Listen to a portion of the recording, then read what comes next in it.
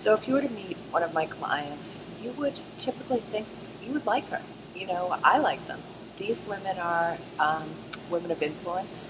They are very attuned to other people. They typically have a lot of success in their lives. They often have, interesting work.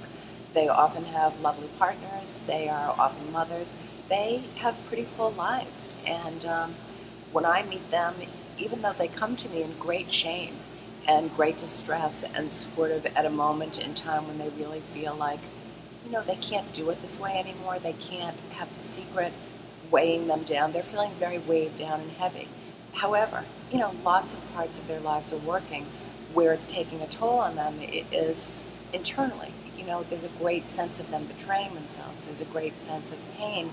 And of course, that gap between how they look on the outside, which is, pretty good in lots and lots of ways, versus the pain and the sense of incongruence on the inside is where the wear and tear is happening.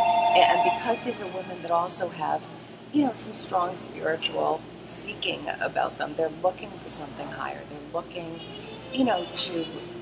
to master some of those principles. They are conscious. They want to be conscious. And as somebody once said to me, if you are going through this period in history and you're not in some pain, you're not really very conscious, which is true of my clients. They want to do better. They don't want to have dirty little secrets. They don't want to be, binging or purging or using laxatives or have anything else that's secret and looking good on the outside. That's not okay for them. It's not enough for them. So even though there are many, many things that are going beautifully for them, and it's true that they are, the cost is very high. When you are breaking your promises to yourself, when you wake up every morning and say, today I'm not going to eat this way, or today I'm not going to use those laxatives, or today, I'm not going to binge and purge, or I'm not going to, eat that food that I know I'm really sensitive to that causes me to feel a certain way, and yet you break the promise again, and even before the words are out of your mouth, you know that you're not going to be able to keep the promise. It's demoralizing. It costs you. You take a huge hit when you continue to have certain values and certain beliefs, and you can't sustain them. And the other piece for my clients that's, I think, so hard is because they are women of influence, because they're talented, because they're smart, because they're creative, because they've done so many things well. The fact that they can't master this is excruciating for them. And they beat themselves up that they can't do it themselves. The fact that they cannot master this piece, whether it's the overeating piece, the binging, that they can't get the relationships with their kids on course, that they haven't had sex with their husbands in months, or that they are behaving sexually in a way, that's not in alignment with how they really want to see themselves, or that maybe they're having an affair on the side, or that their life is just so chaotic that they are running in circles, overscheduled, crazy busy. They cannot reconcile that and feel good about it with good reason. It's not who they want to be. It's not who they're meant to be. These are, and in our society, some women think it's okay to be like that. But as I tell them, you are not a mainstream girl. You are not a mainstream girl, and this is never going to work for you. I like to use the fairy tale, The Princess and the Pea, to describe my clients, because I don't think that this is particularly about being sick or being broken or about pathology. I don't really use a psychological or clinical perspective. To me, you are not a mainstream girl. My clients are not. I think they're special, and I think they're magnificent. I like to use some certain fairy tales. So the two fairy tales that I love to use, one is The Princess and the Pea. And if you don't know the story, The Princess and the Pea is about this princess, and the punchline is basically that she was able to sleep on 100 mattresses and still wasn't able to sleep because there were 3 tiny peas beneath these 100. She was so sensitive and sort of exquisite that she was unable to sleep because she could feel these tiny peas beneath 100 mattresses. And, my clients are wired a little bit differently. They are sensitive, but it's their blessing and their curse. So, you're like a Stradivarius. When the women that come to me are like a Stradivarius. You can't leave them out in the rain. That you can't leave them propped up against the wall. You can't not take care of them. My clients require a certain beautiful, sacred ritualized kind of self-care, what I call the daily essential rituals. You absolutely have to sort of function in this way. You know, you wouldn't throw a Stradivarius or a beautiful instrument or a gorgeous sports car or a racehorse, or, we all understand that those beautiful, magnificent kinds of creatures and instruments and creations need a level of attunement and care, and, that's what they deserve, that's what they run on, and we have to start thinking about ourselves in that way. I think all women deserve that, but particularly for my clients, who are spinning out, whether it's in the eating or in, something to do with their bodies, or just in the ways that they're running this kind of self-talk, cruel, unusual thought processes that are relentless. There's a loop that's going around, and some of this is biochemical. But I really do believe that sometimes, even when it is biochemical, there are practices and processes and things that I've learned over the years, whether it's, I have very specific things that I teach, and you can correct that even without medication. Sometimes people will need medication, but I've found that with very consistent, loving, sacred daily practices, a lot of this can correct beautifully and naturally, and I think a lot of people want that, so it's worth trying. I have a few, but one of the other fairy tales that I love to talk about is The Emperor Has No Clothes. And in The Emperor Has No Clothes, there are these shysters that tell the emperor that they're going to make him a new set of clothes. And we all know they don't make him new clothes. He's basically naked, and he goes out into the town square, and he's naked, and all the townspeople are lying to him and saying, "Oh, look at the new clothes, and they're beautiful, and look how handsome you look, and those are the most beautiful clothes that we've ever seen." And then there are these little kids on the sidelines going, "Wait a minute, the emperor has no clothes." And I always say that my clients are like those little kids. They're the truth tellers. They are the ones that absolutely have to tell the truth. And in their families, they were the truth tellers. They knew what was what. They saw the truth, and they were compelled to tell the truth. And in their families, nobody was too happy about that. So they learned very early on that nobody's going to be that excited when you are in integrity and see the truth and speak the truth and notice what nobody else notices. And so they learned to kind of keep their mouths shut and people please and not express what so needed to be expressed. And they kept it in, and they learned to lose weight or eating or dumbing themselves down or not shining as brightly. My clients are bright lights. They are powerful, they are intuitive, they're creative, they're smart, they could rule the world. So my clients come in feeling very heavy, very weighed down. Before I meet them, when I get their emails, I would think that they are, very overweight until I meet them. And, it's the way they talk about their weight and their bodies, you would think that they were 100 pounds overweight, which ain't the case. However, that's how it feels to them. They feel so weighed down because they are so used to taking it all on. And this is an energetic kind of weight. And really, I posed a question on my Facebook page, on my Intuitive Body Facebook page recently, and I said, do you think it's more what you're eating or what you're thinking that's putting the weight on? Now, and it's, I don't mean that to be a glib question. I know a lot about nutrition, and I know a lot about food, and I understand, that eating, puts weight on, and certain kinds of eating for sure puts weight on, and I have my own beliefs also about what's going to really help you take weight off. I know a lot about this, so I can really help people around specifically what to eat. But, energetically is also, nobody addresses this, and I think that Intuitive Body and what I've put together for women, this is a missing piece. The energy of weight loss, the energy of weight, and how we get weighed down is something that nobody's thinking about. So where are you weighed down? Part of where my clients feel so weighed down is in the fact that they are sensitive, they are empaths, so they are taking on everybody else's energy. They feel everybody else's pain, they feel everybody else's emotions, and they don't know how to sort of set boundaries, literal, in terms of, yes, I'll do this for you, no, I won't do this for you, people pleasing, so those kinds of boundaries. But they also don't know how to create energetic boundaries where they're not feeling everybody else's stuff. It's a big deal. That's exhausting. If you if you're sort of one of my ideal clients and you're listening to this, you know exactly what I mean. You know what it's like to walk into a room and feel everybody's stuff in the room, where you can walk in and tell exactly who's in a bad mood and who's not.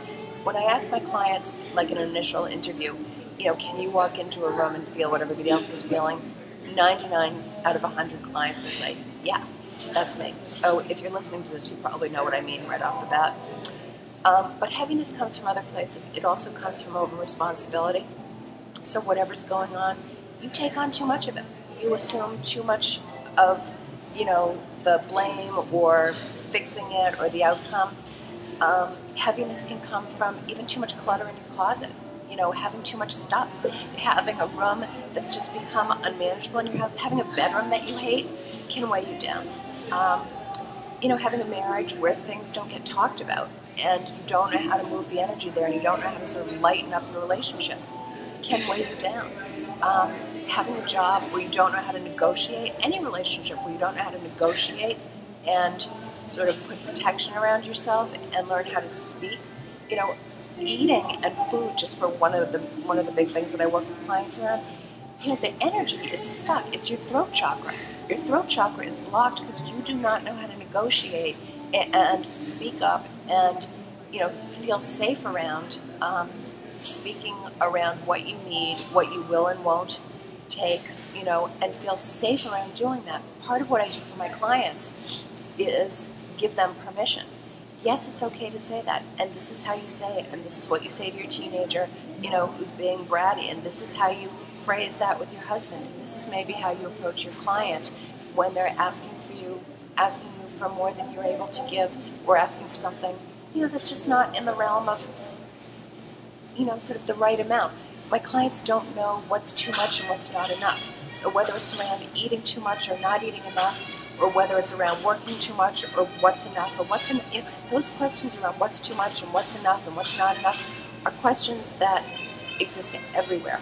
So that's a place where we spend a lot of time, whether it's around parenting, whether it's around marriage, whether it's around friendships. What's enough? What's too much? These are questions that take place everywhere, and they really contribute to that heaviness, but then end up in a lot of lightness. So even with what people come in as thinking as eating issues or weight issues or food issues, it's much more of a thinking issue. This is much more of a how much is enough issue. This is an energy issue.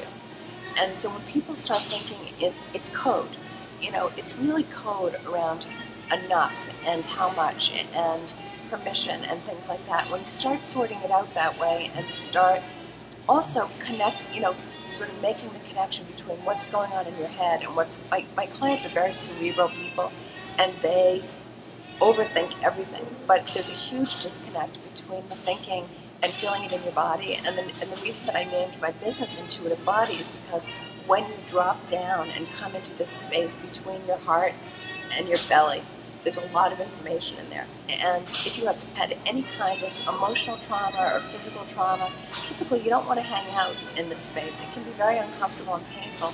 And yet, if you're not connected to that space, you're missing all of your guidance. Sort of your blueprint and your directions and your guidance for life on the planet lives in those lower chakras. And if you're in your head all the time, you are missing your whole guidance system. So I teach women how to also drop into these spaces in a safe, comfortable way so that they are attuned moment by moment. Ultimately, they don't need an expert, whether it's me or anybody else, because they learn how to, hook into and tune into this beautiful, natural, reliable sense of wisdom that's theirs for the taking.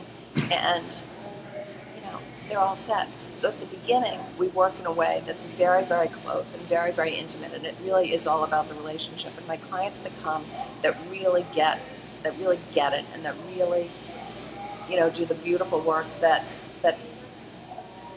is so moving and so poignant and so powerful, they commit.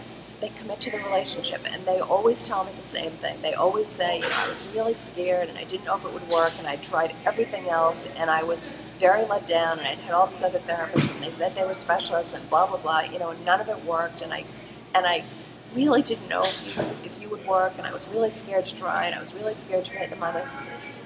But ultimately, I took the leap, and I took the plunge, and I paid, and I just trusted. And you held my hand, and we worked it through, and I just decided to trust that you were the one, and I stayed in the relationship. And you did everything that you said you would do, and you kept every promise. And when you told me that once I became a client that you would be devoted to me, you were, and that is what I say. When you are my client, I am devoted to you. I don't take a million clients because I want to be devoted to you. Your process and our way of working through this is so deeply personal and so really intimate. And you have to decide if you're ready for that kind of relationship, because it is in the relationship that all of this can change. And it's very customized. It is what is going to be just right for you. And I have a lot of tricks up my sleeve. I'm 25 years of experience as a therapist. I was trained very, very clinically. And I have about 10 years of experience with some very talented energy healers and practitioners. So it's a very interesting mix of both the traditional and the mystical. And it's a beautiful mix. It works very beautifully. But not any one client is going to get exactly the same thing because, I want it to be just right for you. It's like Goldilocks and the Three Bears, I think. I haven't worked this analogy out very well, but I want it to be just right for you. It has to be, because as we go step by step, it's in the you telling me and my noticing, and I attune very quickly to you. I am an intuitive. I mean, yes, I'm a therapist and I'm a good one, but my gift to you is in my being able to attune and read moment by moment, week by week, sort of where you are and what's going to be most powerful and helpful for you at that moment, what you're ready for and what you're not. And that's where things unfold very beautifully, and where it becomes very meaningful for you, and where you learn to trust me, because I'm not going to throw something at you that you're not ready for. That would be a disaster. It would be very scary, for most of my clients, for me to be, jumps ahead of what they're ready for. So it's an incredible process. It's something that I'm very proud of. I remember I had a supervisor when I was in training many, many years ago at the psychiatric hospital that I trained at, and she said, off the record, I believe that you have to love your clients a little bit. And, this was back in the day when therapists were sort of cold and neutral and a blank slate. And she kind of whispered it as if it was like, something that she really wasn't supposed to say. But it's true.